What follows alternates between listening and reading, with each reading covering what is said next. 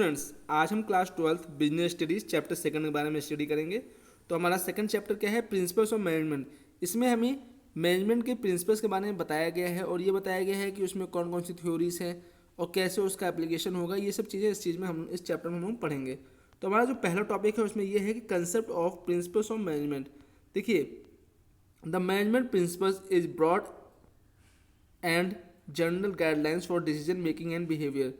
जो managerial principles होते हैं वो बहुत ज़्यादा ब्रॉड हैं और उसमें जनरल गाइडलाइंस दी है ताकि डिसीजन मेकिंग और बिहेवियरल जो एक्शंस होते हैं उसको किया जा सके। For example, while deciding about promotion of an employee, one manager may consider seniority whereas the other may follow the principle of merit.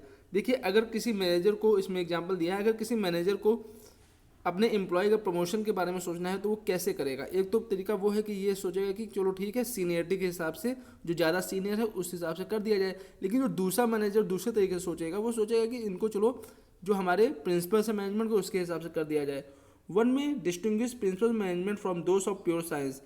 देखिए, मैनेजमेंट प्रिंसिपल्स और साइंस के प्रिंसिपल्स में थोड़ा सा अंतर होता है। जो मैनेजमेंट के प्रिंसिपल्स होते हैं वो क्योंकि ह्यूमंस पे अप्लाई करने होते हैं इसलिए वो चेंजेबल हैं, क्योंकि ह्यूमन का बिहेवियर और टेक्नोलॉजी चेंज होती रहती है। लेकिन जो साइंस के प्रिंसिपल्स हैं वो रिजिड हैं, फिक्स हैं। वो मेनली क्या होता है, साइंस में जो सिचुएशन पहले थी वही सिचुएशन अभी भी रहती है और उसी हिसाब से उसको अप्लाई करना होता है।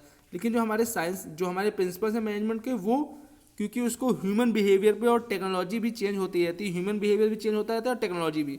इसलिए क्या होता है, हम फिर से आपको बता रहे हैं, इसलिए क्या होता है कि हमको जो मैनेजरियल प्रिंसिपल्स होते हैं उनको भी चेंज करने की जरूरत होती है ताकि वो उस सिचुएशन पे सही साबित हो सके।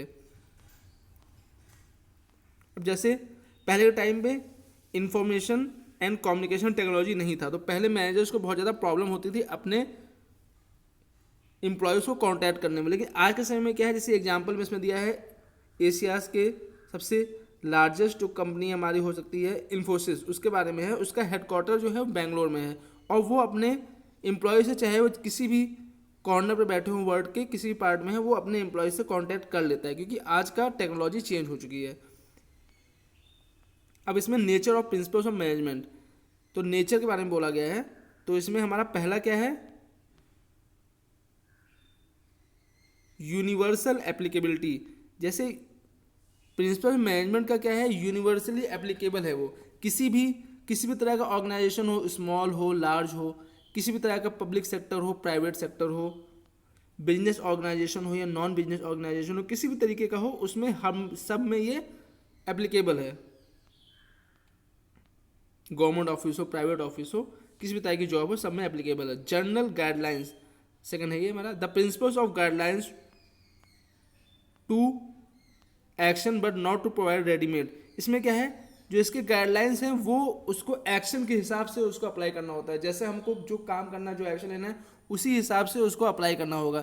ये रेडीमेड नहीं होता। जैसे हमारे बाकी बहुत सारे प्रिंसिपल्स होते हैं वो रेडीमेड होते हैं कि इनको चलो ये चीज़ है लिखा हुआ है, इसको सीधे अप्लाई कर देना है, ऐसा इसमें नहीं होता। इसमें क्या होता है, प्रिंसिपल्स तो हैं लेकिन उसको हमको सिचुएशन के हिसाब से चेंजेस करके उसमें फिर उसको अप्लाई करना होता है। This is also because real business situations are very complex and dynamic and are result of many factors। और ये इसलिए होता है क्योंकि जो रियल का बिजनेस सिचुएशन उस समय मौजूद है वो बहुत ज़्यादा ही उसमें चेंजेस होते हैं और उसको मैनेजर को अपने माइंड से, अपने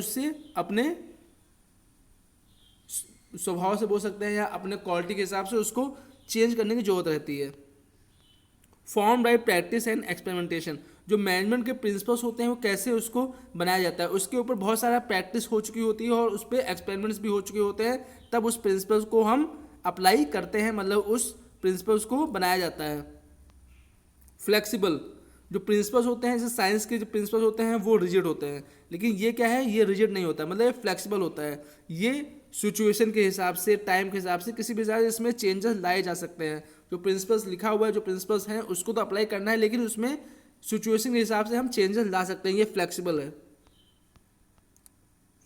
फिर ये हमारा क्या था, फोर्थ पॉइंट था फ्लेक्सिबल। अब फिफ्थ पॉइंट हमारा है mainly behavioural. Management principles aim to influencing behaviour of human beings. जो मैनेजमेंट के प्रिंसिपल्स होते हैं उनका इन्फ्लुएंस, उनको क्या रहता है, वो ह्यूमन बिहेवियर को उससे चेंज किया जा सकता है और उसको क्या, वो ह्यूमन बिहेवियर के हिसाब से भी उसमें भी चेंजेस लाए जा सकते हैं। कंडीशन के हिसाब से, और जैसा बिहेवियर है उसी हिसाब से उसको चेंज किया जा सकता है जैसा वो चाहे। सिक्स हमारा पॉइंट, फिफ्थ हमारा सिक्स हमारा cause and effect relationship. The principle of management are intended to establish relationship between cause and effect so that they can be use in similar situations in a large number of cases. क्या होता है, इनका जो principles होता है, जो management principles होते हैं, वो कॉज एंड इफेक्ट रिलेशनशिप पे होते हैं। उसका कॉज क्या है, उसका इफेक्ट क्या होगा, तो इसको हम लोग mainly large number of cases में अप्लाई किया जा सकता है। फिर हमारा सेवंथ क्या है, contingent. The application of principle of management is contingent और dependent upon the prevailing situation on at a particular point of time. क्या होता है, जो मैनेजमेंट के प्रिंसिपल्स होते हैं वो डिपेंडेंट होते हैं जो उस सिचुएशन है उस पर, उस पर्टिकुलर टाइम पे। The application of principles has to be change as per requirement, और उसका एप्लीकेशन हमको उस सिचुएशन के हिसाब से, जैसी उसकी मांग है उस हिसाब से उसमें चेंजेस लाना होता है। जैसे एम्प्लॉयज़, फॉर एग्जांपल दिया है इसमें, employees deserve fair and just remuneration. Remuneration word आप लोग समझ लीजिए क्या होता है, हमने पहले भी समझाया था क्लास 11 में। रिम्यूनरेशन क्या होता है, जब हम कोई काम करते हैं तो उसके रिटर्न में हमको क्या चीज़ मिल रहा है, जैसे सैलरी हो गया, वेज हो गया, कोई इस तरीके से तुरंत। तो इसमें एम्प्लॉयज़ को क्या चाहिए होता है, फेयर, उचित और जस्ट रिम्यूनरेशन, मतलब कि उनको तुरंत उसका रिटर्न में कुछ मिल जाए, जैसे सैलरी हो गया। But what is just and fair is determined by multiple factor. लेकिन ये चीज़ देख सकते हैं कि जस्ट की वजह से तुरंत और फेयर, उचित, इसको हम बहुत सारे फैक्टर्स से देखते हैं कि कौन सा क्या है।